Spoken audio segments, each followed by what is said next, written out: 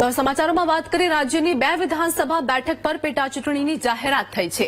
કેન્દ્રીય ચૂંટણી પંચે જાહેરાત કરી ચૂંટણીની તારીખની જાહેરાત કરવામાં આવી, જેમાં કડી અને વિસાવદર બેઠક પર પેટા ચૂંટણીની જાહેરાત કરવામાં આવી છે। 19 જૂને કડી અને વિસાવદરની પેટા ચૂંટણી યોજાશે। 23 જૂને મતગણતરી કરવામાં આવશે। 26 મે નોટિફિકેશન જાહેર થશે અને ઉમેદવારી નોંધાવવાની અંતિમ તારીખ 2 જૂન છે। ઉમેદવારી પરત ખેંચવાની અંતિમ તારીખ 5 જૂન છે। 19 જૂને મતદાન અને 23 જૂને પરિણામ આવશે। એટલે કે રાજ્યની 2 વિધાનસભા બેઠક પર પેટા ચૂંટણીની તારીખની જાહેરાત કરવામાં આવી છે, જેમાં 26 મે નોટિફિકેશન પણ જાહેર કરવામાં આવ્યું છે। કેન્દ્રીય ચૂંટણી પંચે જાહેરાત કરી હતી। 19 જૂને કડી અને વિસાવદરની પેટા ચૂંટણી યોજાશે।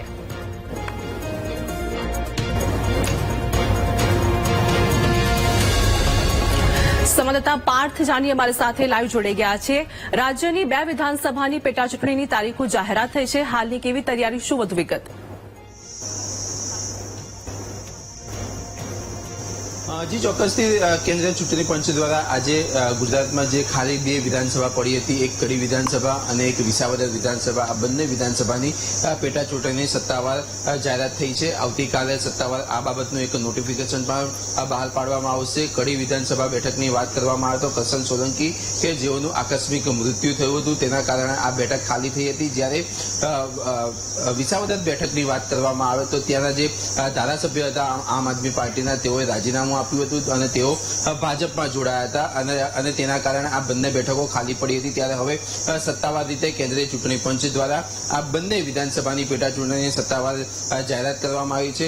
વિગતવાર વાત કરવામાં આવે તો 2 જૂનના દિવસે એટલે કે 2 જૂન સુધી ઉમેદવારી ફોર્મ ભરી શકાશે। આ ઉપરાંત 19 જૂનના રોજ પેટા ચૂંટણીની જાહેરાત કરવામાં આવી છે, એટલે કે 19 જૂનના રોજ મતગણતરી મતદાન હાથ ધરવામાં આવશે અને 23 તારીખે મત ગણતરી હાથ ધરવામાં આવશે અને પરિણામ જાહેર કરવામાં આવશે। મહત્વની વાત કરવામાં આવે તો બંને વિધાનસભા બેઠક ઉપર પેટા ચૂંટણીની જાહેરાત થતા આજથી જ આચારસંહિતા લાગુ કરી દેવામાં આવી છે।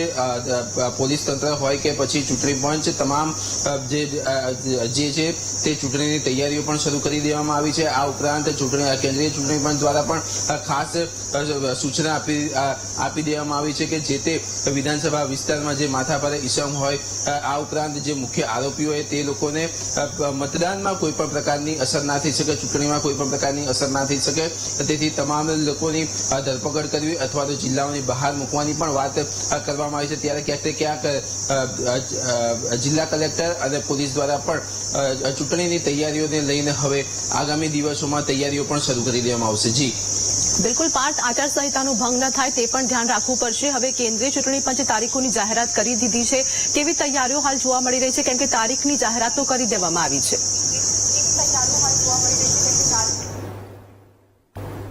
ચોક્કસથી જે રીતની વાત કરવામાં આવે તો આજ સવારે જ કેન્દ્રીય ચૂંટણી પંચ દ્વારા સત્તાવાર નોટિફિકેશન કરવામાં આવ્યું છે। ત્યારે ચૂંટણી પંચના નોટિફિકેશનની વાત કરવામાં આવે એટલે કે આજે 25 તારીખ છે અને 26 તારીખના રોજ સત્તાવાર આ બાબતનું એક નોટિફિકેશન પણ બહાર પાડવામાં આવશે। નોટિફિકેશનની વાત કરવામાં આવે તો નોટિફિકેશનમાં તમામ પ્રકારની તૈયારીઓની વાત કરવામાં આવી છે। જે 2 બેઠક ઉપર પેટા ચૂંટણી છે એવી કડી અને વિસાવદરમાં જે ઈવીએમ મશીન છે તેની પણ હવે ચેકિંગ હાથ ધરવામાં આવશે, તેનું ટેસ્ટિંગ હાથ ધરવામાં આવશે। આ ઉપરાંત પોલીસ દ્વારા પણ ખાસ એક આયોજન કરવામાં આવશે। જિલ્લા કલેક્ટર દ્વારા પણ ચૂંટણીની તમામ તૈયારીઓ કરી દેવામાં આવશે। તમામ ગ્રામ્ય વિસ્તારોમાં અત્યારે જો વાત કરવામાં આવે કે આ જે 2 વિધાનસભામાં જેટલા પણ ગ્રામ્ય વિસ્તારો આવે છે, આ તમામ વિસ્તારો અત્યારે સંપૂર્ણ આચારસંહિતા પણ લાગુ કરવામાં આવશે। આ ઉપરાંત બીજી વિગતની વાત કરવામાં આવે તો 26 મે એટલે કે સોમવારના રોજ સત્તાવાર ગેઝેટ નોટિફિકેશન બહાર પાડવામાં આવશે।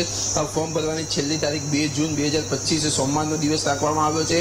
આ ઉપરાંત 3 જૂનથી જે નોમિનેશન થશે તેની સ્ક્રુટિની કરવામાં આવશે અને 5 જૂને ઉમેદવારો પોતાનું ઉમેદવારી પત્ર પરત ખેંચવાની પણ અંતિમ દિવસની તારીખ આપવામાં આવી છે અને 19 જૂનના રોજ મતદાન કરવામાં આવશે। જી આભાર પાર્થ, અમારી સાથે જોડાવા બદલ, સમગ્ર માહિતી આપવા બદલ।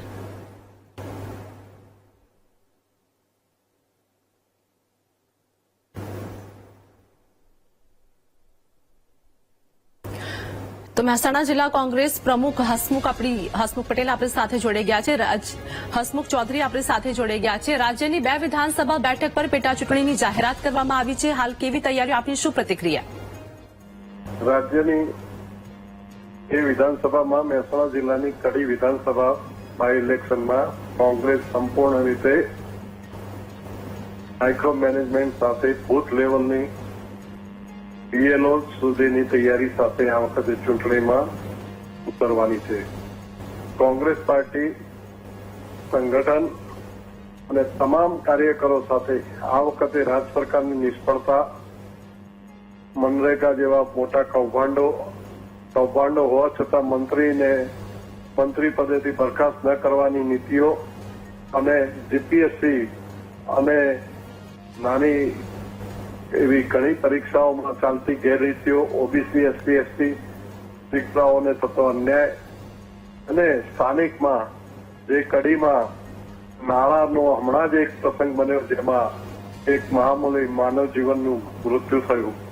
આવા અનેક પ્રશ્નો, સરકારની નિષ્ફળતા, કડી નગરપાલિકાની નિષ્ફળતા, કડી તાલુકા પંચાયતનું કુશાસન સહિતના અનેક મુદ્દાઓ સાથે, સ્થાનિક મુદ્દાઓ સાથે આ વખતે કોંગ્રેસમાં જન આક્રોશ જે કડી વિધાનસભાના લોકોનો છે તેનો અવાજ બનીને ચૂંટણીમાં જશે. જી આભાર હસમુખભાઈ, અમારી સાથે આપ જોડાયા તે બદલ. તો મહેસાણા જિલ્લા રાજક પ્રમુખ ગિરીશભાઈ રાજકોર આપણી સાથે જોડાઈ ગયા છે. રાજ્યની 2 વિધાનસભા બેઠક પર પેટા ચૂંટણીની જાહેરાત કરવામાં આવી છે. દર વખતે જે ફરિયાદો ઉઠતી હોય છે ઈવીએમ મશીનને લઈને અને આચારસંહિતાનો ભંગ ન થાય તે મહત્વપૂર્ણ મુદ્દો છે, ધ્યાન રાખવું પડશે. શું કહેશો ગિરીશભાઈ? આચારસંહિતા ભંગનો મુદ્દો અમારા દ્વારા થતો નથી. ખોટી દરેક પર ફરિયાદો કરવામાં આવે છે અને ઈવીએમ ઉપરથી વિશ્વાસ ઉઠી ગયો છે. ખરેખર જનતાનો કોંગ્રેસ ઉપરથી વિશ્વાસ ઉઠી ગયો છે. એટલા માટે કોંગ્રેસ સતત હારતી રહી છે અને ઈવીએમના માથે ઠીકરું ફોડે છે. ઈવીએમ લઈ આવ્યા છે જ લોકો. જી જી ગિરીશભાઈ. હાજી, ઈવીએમના માથે ઠીકરું ફોડવું, હાર પચાવી શકતા નથી એટલે ઈવીએમના માથે ઠીકરું ફોડે છે દરેક વખત કોંગ્રેસ. એટલે જનતાનો ખરેખર વિશ્વાસ ગુમાવી ચૂક્યા છે. જનતા એમની સાથે નથી એટલે દરેક વખત એમને ચૂંટણી હારવી પડે છે. અને ભારતીય જનતા પાર્ટી વિકાસના કામો થકી જનસેવા એક પ્રભુ સેવાના મંત્ર સાથે આગળ વધી રહી છે. અને આ વખતે પણ હું તમને અત્યારે જ કહું છું, ભારતીય જનતા પાર્ટીના ઉમેદવાર આ વખતે ભારતીય જનતા પાર્ટી 40,000 કરતા વધારે મતથી આ પેટા ચૂંટણી જીતવા જઈ રહી છે.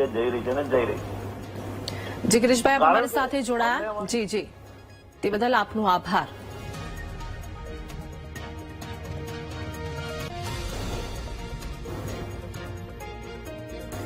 તો આપણી સાથે મીડિયા કન્વીનર યજ્ઞેશભાઈ દવે આપણી સાથે જોડાઈ ગયા છે. યજ્ઞેશભાઈ, રાજ્યની 2 વિધાનસભા બેઠક પર પેટા ચૂંટણીની જાહેરાત કરવામાં આવી છે. આપની શું પ્રતિક્રિયા? પહેલા તો ભારતીય જનતા પાર્ટીના કાર્યકર્તાઓ સતત પ્રજાની વચ્ચે રહેતા કાર્યકર્તાઓ છે. ભારતીય જનતા પાર્ટી દેશની અંદર આદરણીય નરેન્દ્રભાઈના નેતૃત્વમાં હોય કે ગુજરાતની અંદર ભૂપેન્દ્રભાઈ પટેલના નેતૃત્વમાં હોય, ભારતીય જનતા પાર્ટીના કાર્યકર્તાઓ સતત પ્રજાની વચ્ચે રહી અને સરકારની જે કલ્યાણકારી યોજનાઓ છે, પ્રજાલક્ષી યોજનાઓ છે, સતત પ્રજા સુધી પહોંચાડતા રહ્યા છે. અને ત્યારબાદ ભારતીય જનતા પાર્ટીને કોઈ ચૂંટણી માટે કોંગ્રેસ કે બીજા કોઈ પક્ષની જેમ અલગથી તૈયારી કરવાની હોતી નથી. ભારતીય જનતા પાર્ટી ચૂંટણી માટે સતત તૈયાર રહેતો પક્ષ છે અને ભારતીય જનતા પાર્ટીના કાર્યકર્તાઓ આ ચૂંટણીની અંદર બંને સીટો ઉપર વિજય મેળવશે તમામ કાર્યકર્તાઓનો વિશ્વાસ છે. જી આભાર યજ્ઞેશભાઈ, અમારી સાથે જોડાવા બદલ.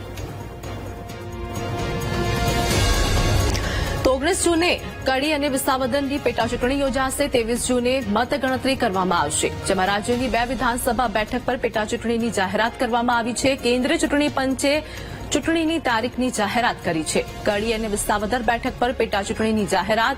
19 જૂને કડી અને વિસાવદરની પેટા ચૂંટણી યોજાશે.